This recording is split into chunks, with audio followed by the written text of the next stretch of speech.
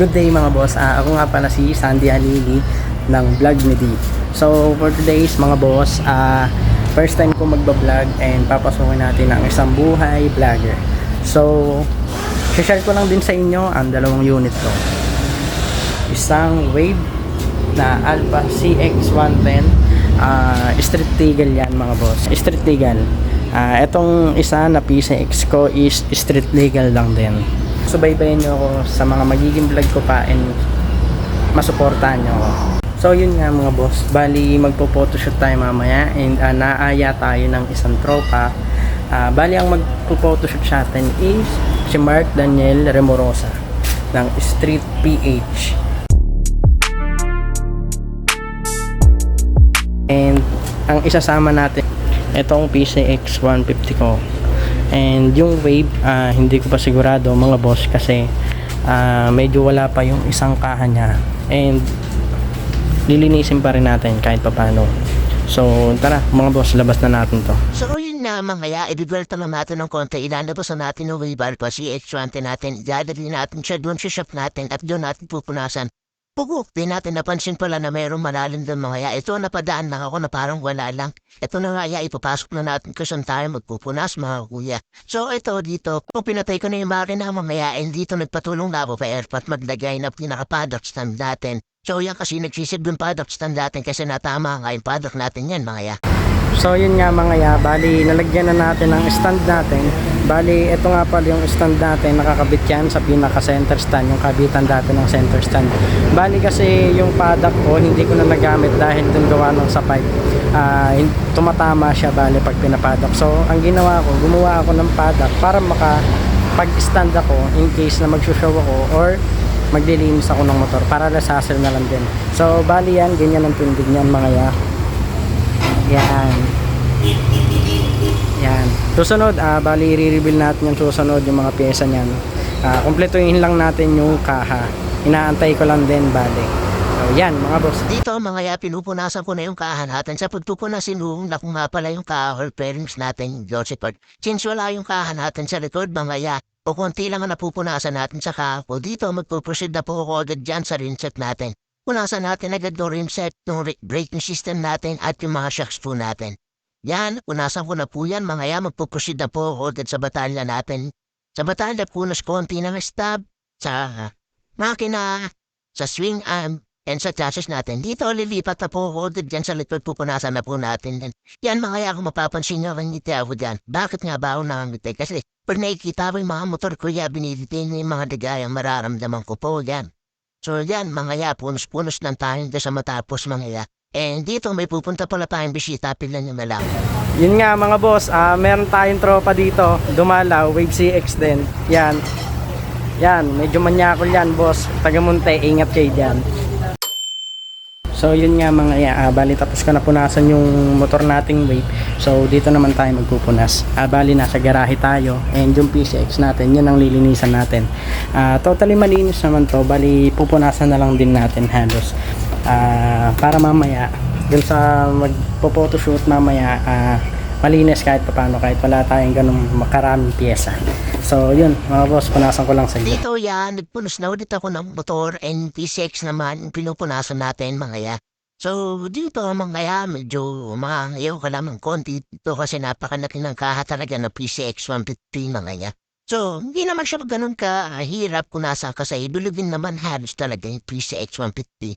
And yan, nag-proceed na ako dyan sa rimset natin mga punas-punas lang tayo, halos kes-kes at kupas na yung manhiging nilang natin sa kakapunas natin kasi kahit walang pyesa mga basta mamintain lang natin karinisan ng motor natin napaka-pogi kahit ganun.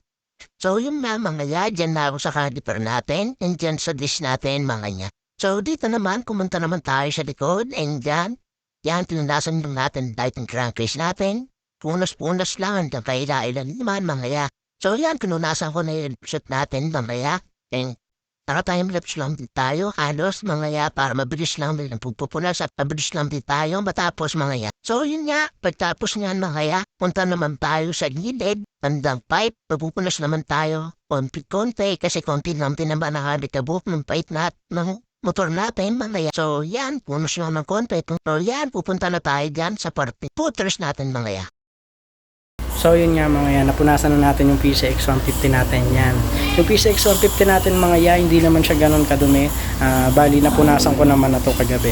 Ito yung PCX 150 natin mga yan. Yan, nakawax sa KBS1 na po yan. Bali yung punas na ginawa natin, tinanggal lang naman natin yung alikabok na dumikit dito sa motor natin. Bali nandito kasi yan sa garahe natin and medyo open. Yan.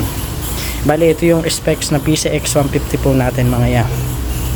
Totally wala naman pong mabigat na pyesa dyan mga ya. Talagang budget meal lang. Talagang tindig lang ang baon. Kasi gawa ng pinanday daily ko rin po and binabiyahe ko rin po. Yan. Susunod mga ya, i-reveal natin yung mga pyesa ang nakakabit dyan sa PCX 150 natin and doon sa Wave natin na Wave Alpha CX 110. So yun mga ya, waiting na lang tayo sa photoshoot mamaya. So yun nga mga boss, bale ito na yung pinaka photoshoot natin. Yan na yung mga tropa. Yan. Sila Kuya Edo, Noli, Inigo, Benji, si Kuya TJ at yung utol ko. Yan ang PCX natin mga ya. Yan. Ito na bali yung si Kuya Mark Daniel Rumorosa ng Street PH. Yan. Yan. Bali yan yung wave natin. Walang kaha pero tutry natin kahit paano pakuwanan. So yun nga mga ya, kinukuha na ng ibang detalye ni Kuya Mark yung motor natin kahit papano. Yan. Kahit walang kakapalag-palag. So dito mga ya, patapos na yung Wave Alpha CX natin. And yung mga tropa, waiting sa natin mga ya. Bali dito sa wave ko, susunod na po yung PCX 150 natin mga ya. So yan nga mga ya, PCX 150 naman natin yung sumunod. And ayun si Kuya Mark, nagbibideo. Yan.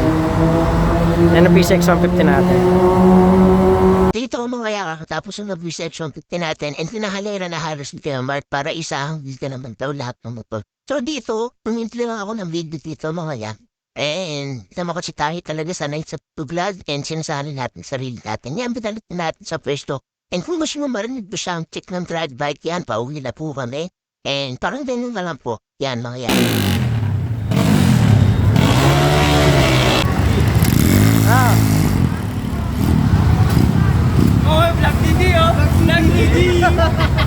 So yun nga mga ya, kakatapos lang na indawan ng tropa, vlog dito daw. Mga ya, maraming salamat sa support at pinipili sa akin, na-appreciate ko lahat nun. And dito, pinasok ko ng Wave Alpha CX natin mga ya, isi-secure na natin ito mga ya. Let's go! Yun nga mga ya, bali kakatapos ang photoshoot natin, and naipasok na rin natin yung dalawang motor natin sa garahe mga ya. Yan, yung dalawang motor natin yan. Mga ya, susunod na video ko, i-reveal natin kung ano yung mga piyesang nakakabit dito. Yan, isi-share natin sa mga kapwa nating nakasing ex kung ano yung mga piyesang pwedeng ikabit at compatible para sa ganitong motor. Kasi bihirang-bihira yung ganito sa show mga ya. Tapos, ito, isi-share na rin natin yung PCX 150 natin. Budget meal, talagang tindig na. Kasi ito ginagamit ko pang hindi talaga ito. And mga ya, pasensya la at medyo mahihiyain tayo lalo na sa tropa kanina. Medyo first time kasi natin talaga mag-vlog and wala talaga tayong experience talaga dito sa pagbubulan. And yun nga mga ya, maraming salamat sa mga nagtalo and sa mga tropang sumusuporta. So yun, maraming salamat mga ya. Vlog na di, peace.